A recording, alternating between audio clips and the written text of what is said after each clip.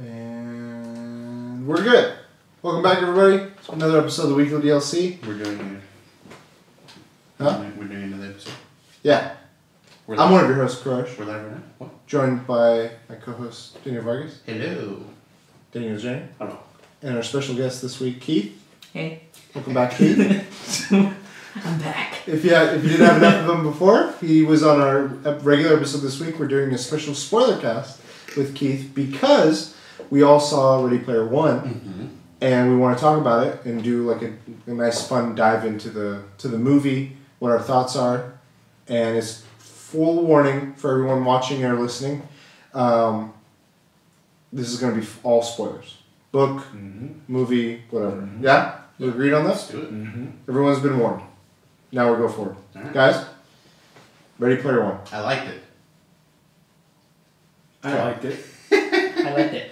I thought it was cool. You fucking hated it. I went in with moderate expectations. Okay. I still hold that I think those early screenings did it a favor by having a few like people be like, oh, it wasn't that great, and some people be like, oh, it was good, but not like God's gift to man sort of thing. You want to go into some thoughts? Keith, do you want to start us off? I found it, like, it's a really great movie. It has some flaws. Like, I'm not even talking about, like, oh, this is better in the book. Not even talking about that. It's just, like, there were some things that felt rushed. Yes. Like, if I had to point one out, like, right now, would be the whole, like, love story with Artemis and Wade. That shit was fast. It was like, we hung out once, and then, boyfriend, girlfriend now. Not even boyfriend, girlfriend. It was I love you. Yeah. And then that was like, you don't mean that. So you don't mean that. And then later again, he's like, no, I did this because I love you. And I was like, and she was okay with it. I'm like, It's like, if that was the case, I won't be single. Obviously, the book does a really good job about how much time has passed and stuff like that. Yeah, in the movie, it felt like they met for the first time because it's like, hey, that's Artemis, and all of a sudden, next thing I know is they're meeting in real life and they're about to fucking mac out, dude. Yeah. Like I was like, what the? The other time you touched on the speed is.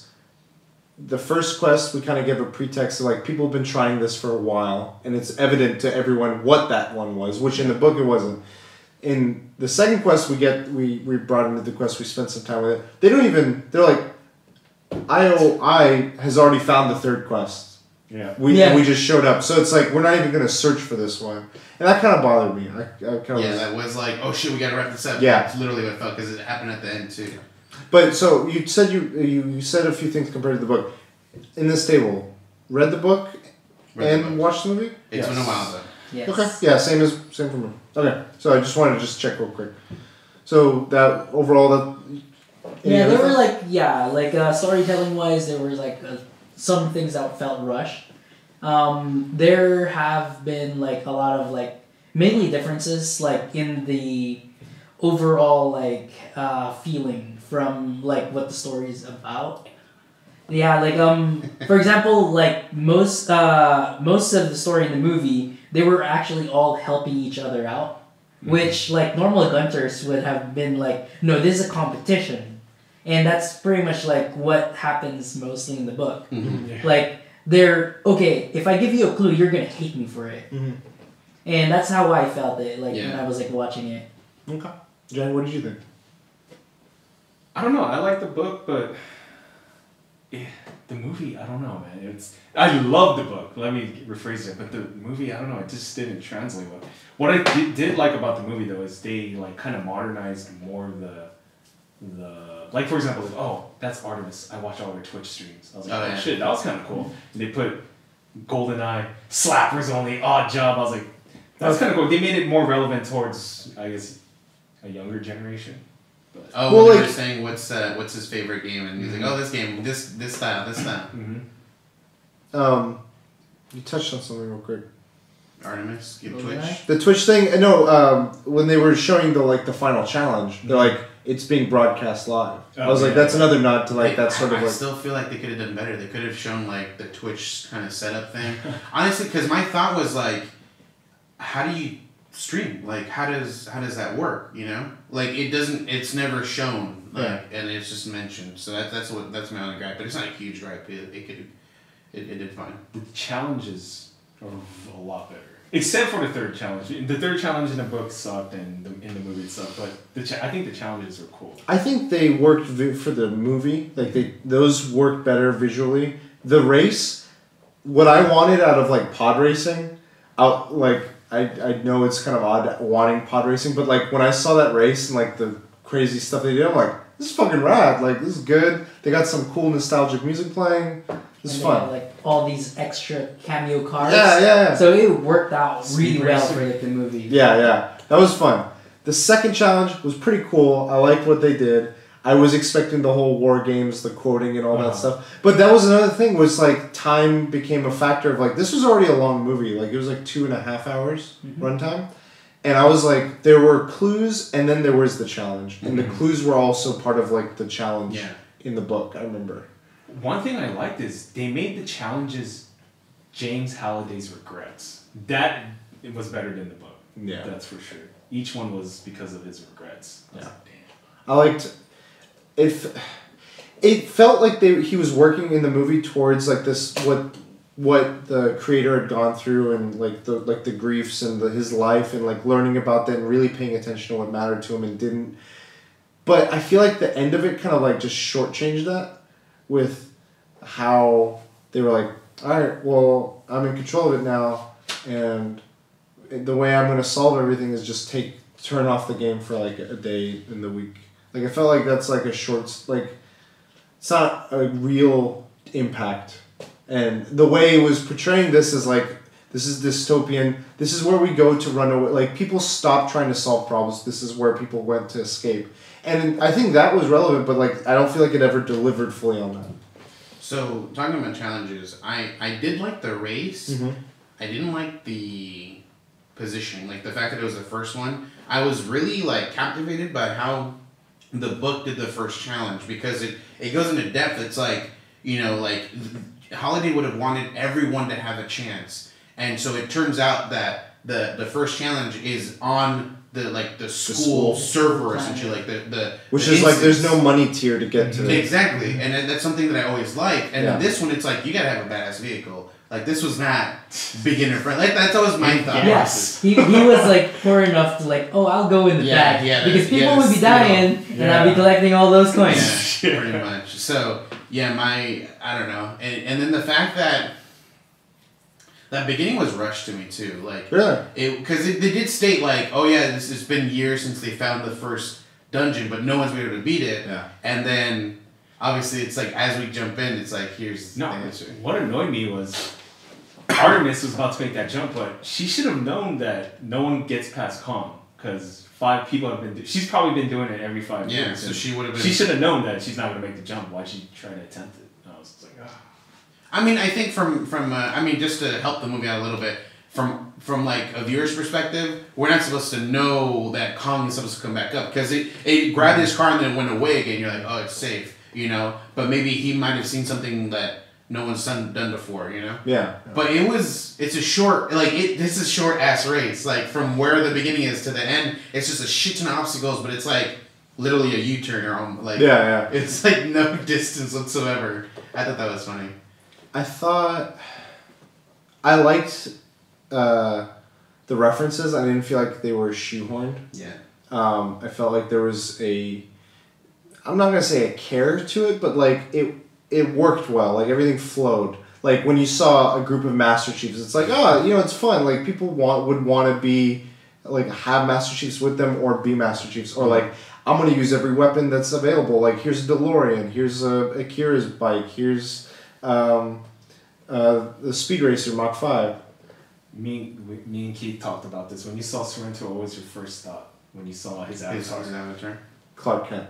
Yeah. Red Sun. Superman. Yeah. I was like, Red Superman. Sun. Yeah.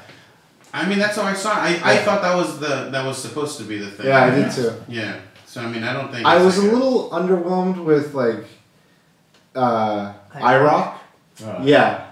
I thought that it was just like, there was no end to it. It was just like, he's here. I feel like they got a voice that's entertaining, and they're making me think there's going to be something with him, and nothing ever came. I honestly liked it because I felt like IROC is like those guys that are like those super nerdy guys, or like not nerdy in sense, but like the South Park dedicated like dude that essentially hasn't really taken care of himself. That's fine, but I would have liked like if there was something like he's coming from somewhere. If like the way they painted giving him screen time, I was expecting something like that, where there was a payoff with it, not just like and I'm dead. You know, like all my money, and then that was that. I was like, that's one thing I like is.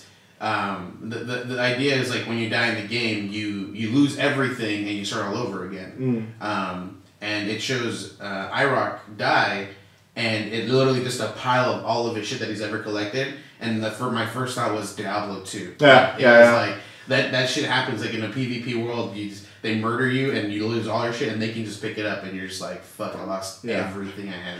One of my favorite like what epitomized like I'm seeing your book cover and like just like. All of this stuff. When you saw the Firefly ship, Gundam come out fighting Mechagodzilla, I was like, this is what I came to see. Like, the race showed me a little bit of it, but that moment was like, I choose Gundam. That's another thing is that Gundam rendering and fight, I was like, I need a Gundam. I want a live action one now. I didn't realize until I saw this. I was like, I need this. Yeah. It's either that or I'm more excited about like the universe they're building with the Kong and Godzilla now. Yeah. I want to see those big guys fight. Some Mecha Ghidorah, Mecha Godzilla. Yeah. Yeah, I loved all that. The Iron Giant coming in was pretty cool. Chucky. Fucking Chucky. That was so funny. Chucky was like, I love that. He's like, oh shit, it's Chucky. And then and you just see all the IOI. Like, that's one thing I like too, is when they're doing that whole fight, and they're getting taken out, it shows like the path of destruction in the IOI, like by them like being disconnected because they died. Yeah. And so like when the Mega Godzilla falls, it's just like a huge row of them. You know, fire. It's like it was so good, so good. I love these elements, and there were this reminded me of like this is what this movie is. It's just like fun. Mm-hmm. It's like reminiscing. It's taking all these things. And I think of like Spielberg, the caliber of films that he's tend to have. I didn't feel like he had. I don't know whether it was full control or whether it was what it was. It like he captured those points with the visuals to me. Story wise, it was trying, but it didn't reach it. Yeah. Mm-hmm. And thinking about it now, when the way you're describing it, I'm thinking totally of Edgar Wright. Like I'm thinking Scott Pilgrim. I'm thinking like all the references that were jam packed in that. And I was wondering, I'm like, man, he's good with music. He's good with action and visuals, and he loves all these references. I wonder what his movie would have been like. Shit. Like I'm just imagining, and you've spoken in the past, I think, about like Edgar Wright. He was supposed to make the film. Man, I would have. I want to see that cut. Like if it ever could. But anyway, yeah, going back to this. What did you guys think of the non-Oasis portions? I didn't particularly like it too much. No. Yeah. No. It was like, especially like one character that I felt was like, could have been just taken off, is that female IOI agent. Yeah. Like, all the time spent with Sorrento. Yeah, they were I was like I didn't need this. Everything in that part could have just been Sorrento, like telling these lackeys. Even if you just see her chasing them with no dialogue, I would be like, you're like the Terminator, the T-1000. It's just like, I don't know you. I don't know any voice. It's just you're on a mission to take out these people. One of my coworkers pointed out that Sorrento looks like the principal in Breakfast Club. Yeah. Yeah, that's true. That's a good point. And they bring that up, don't they? He like gets fed into him like it's a trick. It's not the school. Yeah. Which that kind of annoyed me too, because Sorrento, I think, is knowledgeable. He has knowledge. I mean, he's not at the point like everyone else is. This is Spoilercast. But yeah, like he has a lot of his own knowledge, so he wouldn't have needed these guys. That Andy Weir short story, I think he would have known his shit. That's my thoughts. They should have added that. Yeah, I know. I thought they were gonna do something when they showed like him in their past, like in the flashback. I'm like, oh, this is gonna take a nice, interesting turn because that was funny to me. Like he's trying to like get more answers. He's like, what if we had microtransactions? And he's like, coffee's good, and he just goes back to Mark Rylance killed it. He killed it. Simon Pegg, when he looked older, I thought it was Palpatine. I saw him, I'm like, are we in Naboo? He's like, oh, Anakin. Yeah, you're right. The guy that played Holiday was really good for that choice. I thought he really captured like that kind of like introverted sort of personality that like you got from the book. He does that Steve's job like thing, and he's like, if you look under you, you'll find nothing. Oh shit. Yeah. What would you have wanted? I don't know, more of, or if you could add something or tweak something, what would you have? Keith? Me, I would have actually put more of the Oasis side. Pretty much kind of like, not really hide the real world side, but kind of like in the book, you spend most of the time actually in the Oasis. Mm-hmm. Mainly because you kind of want to hit the point at the end that there's also good stuff outside of it, and everybody's addicted to this like place. Yeah. But it felt like in the movie, it was more like, oh, there's a rebellion on the real world, and a lot of these things that are happening outside of it. Yeah. Where it's mostly like reading the book. At some point, like in the main city, he barely saw people outside. Yeah. It's because everybody's just hooked in. Yeah, that's true. That's the thing I thought was weird to me too, is because Artemis talks about like living in the real world. You know, like she's like, you're too attached to this game. And it's like, dude, in the book, like, the game is everyone's life. Like, there's nothing else to it. So there's no, I mean, there's still people that are too addicted to it, but, I mean, they weren't. It was the norm. Yeah, it was the norm. Like, the other thing I didn't care much for, and I wish it would have showed a little bit more, is everyone's just so happened to be in the same city that mattered. I was like, in regards to that, though, I did like the way they showed the slums. That was fine. The stacks. The stacks. Yeah. That's fine, but I would have liked if we'd seen like, oh, this is here. This is in another state. This is in another state, and then we're getting round up in Ohio. Like it would have made me feel like this is a really a national to international level thing. I like the drones. That was really. Like, really? I was like, that's the future, dude. I thought those what do they call them? The reimbursement. The cells. Yeah, like, I forgot the term they use. Like, yeah, it's like centers. If you had to the repayment or whatever. Oh, I know what you're talking about. Yeah, those very Black Mirror. Like I saw it, I was like, man, this is it's like locked. They're grocery store house for this. Yeah, that was freaky. Like just seeing okay. So talking about the aunt, the lack of like any sort of reaction from the main guy when the stack blew up.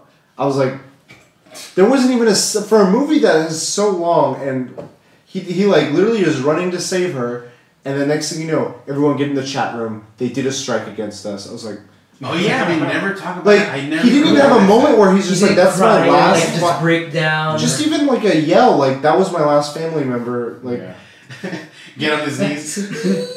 It didn't have to be like an Obi-Wan cry or anything, but just like it wasn't even a moment. It was just like blink. All right, next thing in my life. You were the chosen one. It's funny though with the explosion in the stack. It's just their stack.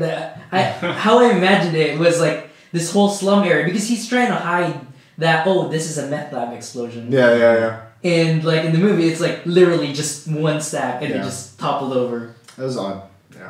Yeah, little things like that. I was like, man, this doesn't have that Spielberg touch, like in these little areas of like the real story or the real world story. But the things I like though is the book, The Shining. Oh yeah, that was such a good. So like it was weird because they added things that were different, right? But what I love the most is when they finally go to the IOI having to do it, and they're like, "Yeah, we got to get through the Shining challenge," and then everyone's just getting fucked up. Like everybody's screaming. It was funny. I knew that it was The Shining because of that interview. She was like, "Oh, my favorite Easter egg in a movie is we go to a creepy place." I was like, "Fucking Overlook Hotel." If you don't know all this information, you wouldn't figure this out. She literally just said creepy. Damn, dude. What's crazy is I saw The Shining. I haven't seen it ever. I saw it 2 years ago, recently. So I mean, they did a fucking hello, Danny. I was like, oh shit. The little girls that tripped me out. I was like, wait, they fucking superimposed them in the fucking real movie, hello, Danny. Yeah, that was good. H-O. The naked lady. Oh yeah. And I was she's like, like, you're not gonna show that. Just good. Yeah. I mean, like, looking at it, it is a fun time. It felt like it couldn't decide between whether it wanted to be a full-on fun time or try to tell like a impactful story. And I felt like there's two impactful stories to tell. There's one of like the creator Halliday and his creation and like how it went from something he had pure joy for. Like they touch on it. He's like, I created it because it was an escape. But he's like, no, now you gotta take responsibility. You know, it's become more than that. Yeah. And that's when they're like, they don't show schools in the Oasis. That was a big part of it because they were like, this is now our infrastructure for everything. Mm-hmm. You can teach from afar. You don't have to be in the classroom. The other thing about it was I felt like, I mean, going more on the serious side of like,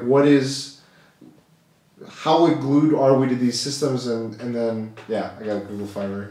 I'm plugged in, bro. How plugged in are we and how detrimental? Like, we don't see, like, the main character, this is what I'm funneling back to the point.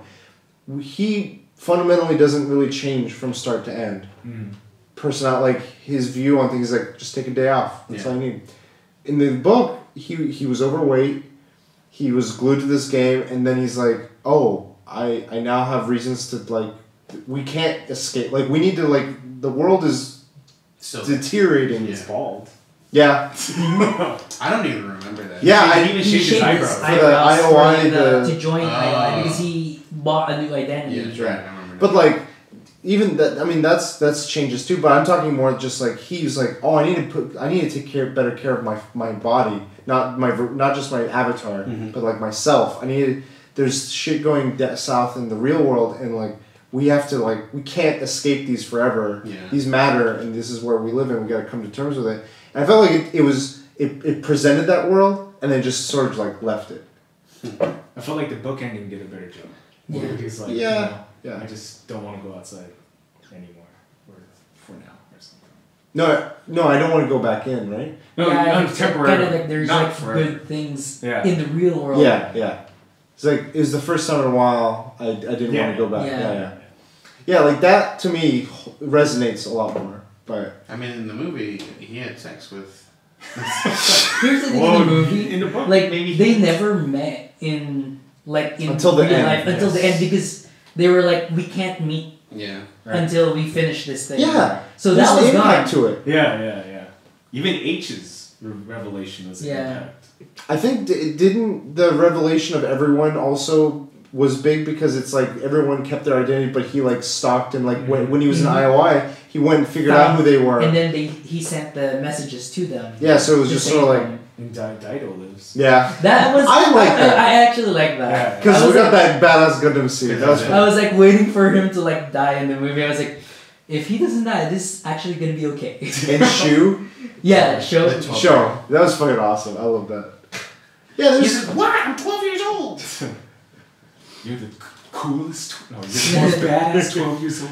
Oh, here's a question though. What's up? Like, so when you were reading the book, because in my mind the whole IOI thing wasn't more virtual reality. It was more like kind of like how SAO handled it. It was like you plugged in and then you don't really move in the real world. And that's one of the things that I felt like they changed. And I felt like that kind of explains them not being overweight because they actually moved. Well, the way I remembered it was the old models were no movement. And then if you bought like the newest model, it was movement, treadmill, everything. And that was the big difference. And he's like, okay, I'm going to take advantage of these newer models in the way of not like, I can now feel you rubbing my crotch. Yeah. It was more, now I can work out while I'm playing. And that's like, this is going to be taking two birds with one stone. I don't know, it was streamlined. It was just like... I completely forgot about that scene where she's like, oh, you can feel everything? I bought those upgrades, alright? Yeah. And the whole thing... Yeah, there was some things with Soretta that I was like, they're making him too nitwitted. Like, I'm going to leave my password here. And then but an old person would really do that. It's true. But it's true. I mean, given the source material, I'm like, have their fucking passwords on I understand they're trying to touch on the old school thing, but like Sorrento, I'm like, I don't know. I feel like they didn't make him that foreboding force They just sort of had him be like the grunt, Yeah. like the face of. I don't know. It's funny with the password though. Why would you have a password when you have like a full face Like scan? like fingerprint or voice or Yeah. whatever. Right. Yeah, that was odd. He never technically enters it in though. Yeah. Yeah. No one ever technically enters it. I don't know. What, did you guys ever anything else? Well, there's gonna be a sequel. How's that gonna play out? I think I was talking about this in the car. I think James Halliday's not dead. So comes in the movie, Yeah, they kind it of. was weird. Yeah, he was like, "Wait, are you?" And then he's just like, it's the younger self and the older self look at him. Just He walk does away. that Vine where he's just like, and just like this. Well, have you guys read Armada? Yes. No. No. So that's also being made into a movie. It's another Ernest. It's the only other Ernest Cline book, and that That ending is weird. that was a weird one. Yeah. Wait, It's you finished- open-ended. You finished it? Yeah, a long time ago. It's a way easier read. Like this is Wait, definitely more. Armada's the one with the moon, right? Yes, This is the one where Yes, they yeah, like this is- the video games are actually training for but yeah, the base actual is in the movie. space fights. Yeah. With It's what's sort your of got- what's the main character? Zach, Okay. Xavier Lightbringer. Yeah, something like that. Oh, they have these VR like handsets and like no, you have a that's not the joystick. one I'm reading. Xavier Lightbringer. Anyway, that's also being made a movie. I feel like it shares too many similarities to this that I'm like, I wonder if Ready Player 2 or But I feel like Armada is not a good book. They could improve. They can only improve. On yeah. They can only. It was a very It's snack. like surface level. Yeah. It's What would Ready Player 2 be about? That's a good question. I don't know. What do you think it'd be about?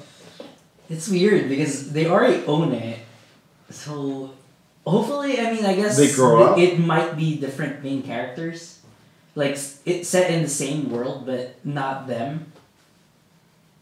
I feel would like- actually like the beginnings of the Oasis. Mm. Like a prequel.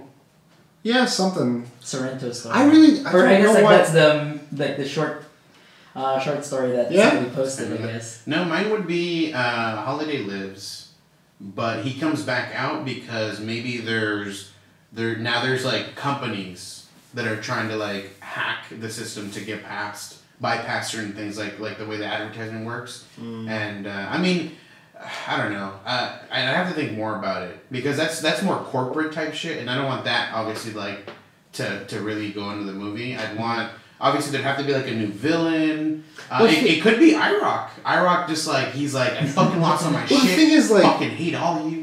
The what really tied Ready Player 1 for me together was that Willy Wonka scavenger hunt Yeah. vibe to it. Like there was a quest and it's a riddle and like getting there was a race. Mm-hmm.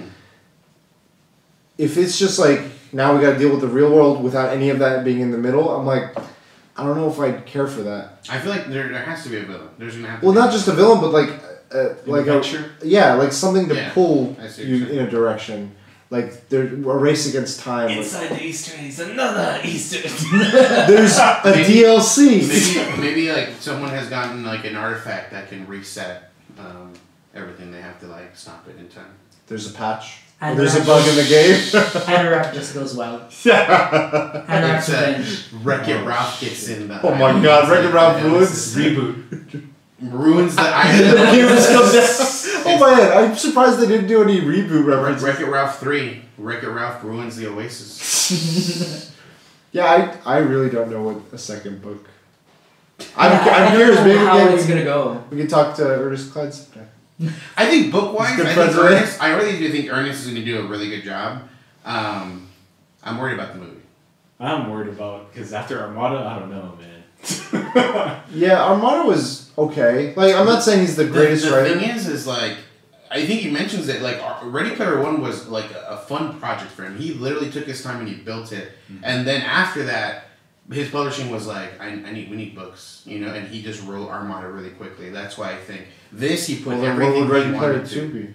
Would that be like, we need that's more? Why, yeah, it's gonna be like obviously, This is but so- I'm sure he also knows like it's got to be just as good. But I mean, it's also the thing is like people always compare and contrast, so they're gonna compare to the first book. Like I don't like that challenge compared to the way that the movie had the challenge or something, or like the book had the challenge, Okay. kind of thing. So the thing is, it not only does it have to be good, it has to supersede like this first book in every way, or else I it'll don't think it always will. be. And it won't. I don't think it will. Like, there's just no way. But overall, we'll see how it works. Challenges on you, Ernest. And then you can also hit us up if you want to do an interview. So Closing thoughts with the movie, I guess like if you guys had like any reference thrown into the movie from the book, what would it be? References. Like references to the book or references reference that exist in the book that didn't make it to the movie. Oh, I know why. Ultraman. I wish we saw, because he's just sort of like doing his little DeLorean riding around. I wanted to see him up there with, like, it would have been cool to see Ultraman and the Gundam take on Mechagodzilla together. That would have been badass. I'm going to edit the video and put, after the first race, I'm going to put the Star Wars song. I'm gonna press play, press the Star Wars song, then mute the fucking end. This is what the fucking cut. Now this is tolerance. Mine would have to be the private rooms that they had. Private rooms. What was that? The chat like in the chat room chat. Oh, literally, they H's built it basement. the way they fucking wanted it, Yeah. and you can invite people, and it's like physically being in the room Yeah. and chatting it up, That's a and then good we point. can have one, and we can stay past 10 o'clock. You know. It's a private chat room. I got the code. Hell yeah. Closing thoughts. Any recommendations? Book, I movie? recommend watching it, but don't you can't compare it to the book because it's its own thing. Like there's just a lot of things that they can't have in the book, and there's a lot of things you can't write the same way because of time constraints. Yeah, but it's interesting to be like, this works in a book. This works in a movie. They did a really good job with CG, and overall the movie has its flaws, but I think it does really well. Movie. It does really well for the content it gives. 75%. Watch it in theaters, please. Like It was specifically rumble seats. seats. The rumble seat. What is sound. it called? Dolby Atmos. Atmos. Yes. I'm gonna buy the Blu-ray. Yeah. So, That has the Dolby Atmos. You're gonna get a special seat. exactly. I'm gonna get a haptic suit. Keith? If you haven't read the book, watch the movie first. That way you're not comparing it, and then read the book.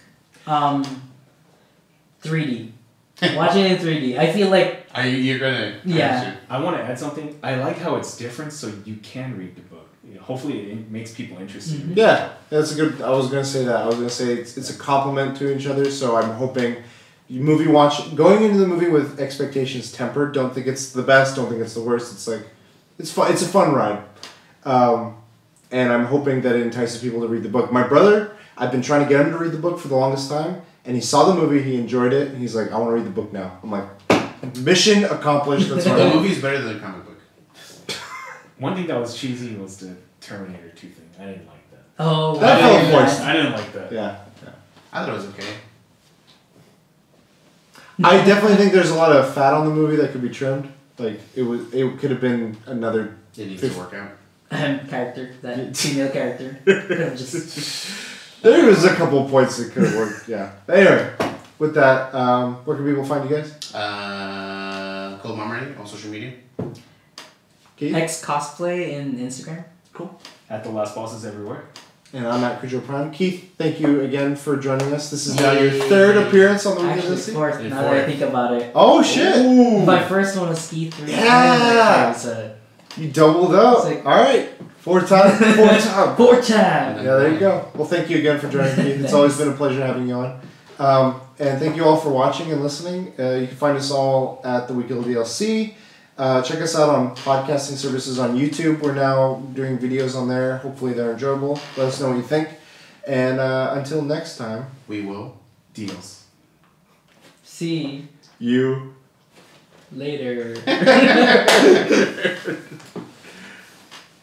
I'll be back. I gotta pee. Gotta take- Gotta pee. It's on the recording. I gotta go.